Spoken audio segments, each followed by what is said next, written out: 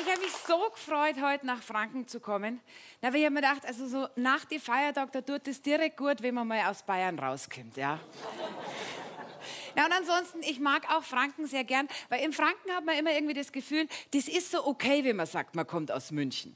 Ja, im Rest Deutschlands hat man manchmal das Gefühl, wenn man sagt, man kommt aus München, gehört man nicht unbedingt zu den beliebtesten. Ich war vor kurzem in Hamburg und dann habe ich einer älteren Dame so mit dem Rollator in den Bus reingeholfen. Und dann kommen wir so ins Gespräch und irgendwann fragt sie mich so, wo ich her bin. Und dann sage ich so, ja, aus München. Schaut sie mich an und meint so, na, da haben Sie aber mal ein Glück, dass man das bei Ihnen nicht hört. Dann habe ich so gemeint, ja, warum? Dann hat sie gesagt, ja, also in München, da gibt es schon sehr viele Arschlöcher. Dann habe ich so gemeint, ja gut, also ich meine, es gibt ja in jeder Stadt viele. Nee.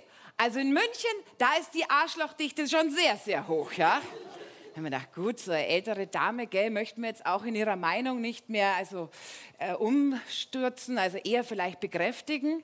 Ich habe dann an meiner Haltestelle, kurz bevor ich ausgestiegen bin, so die Bremse bei ihrem Rollator raus.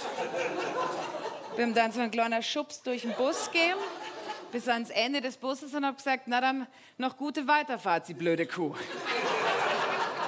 Na, habe ich natürlich nicht. Ich habe es auf Bayerisch gesagt und habe gesagt, jetzt schaust du, wie du heimkommst, du blödes Rümpfisch.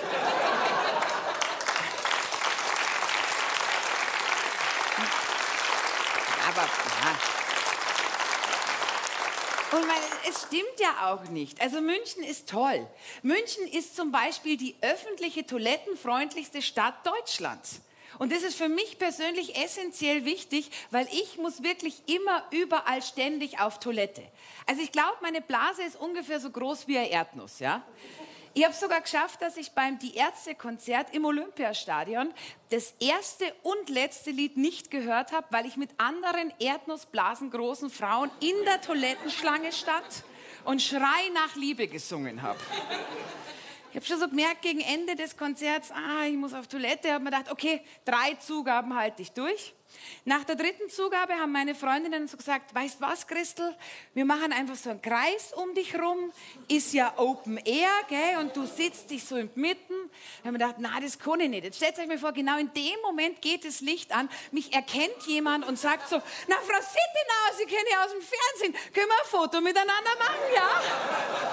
Ja. Nach der 4. Zugabe habe ich ernsthaft überlegt, ob ich in meinen Bierbecher bissel. Mein größtes Problem war, was mache ich, wenn nach dem Konzert jemand mit mir Prost trinken möchte? Und nach der 5. Zugabe habe ich aufgegeben und bin auf Toilette. Und natürlich, was war? Eine sehr, sehr lange Schlange bei den Damen, nichts los bei den Herren. Aber ich bin ja schon froh, wenn es Toiletten gibt, ja? Ich habe mittlerweile so einen Sensor entwickelt, dass wenn ich in der Stadt bin, ich weiß genau, wo öffentliche Toiletten sind. Und ganz ehrlich, für mich ist die Schließung der Karstadt- und Kaufhof-Filialen ein ernsthaftes Problem, ja.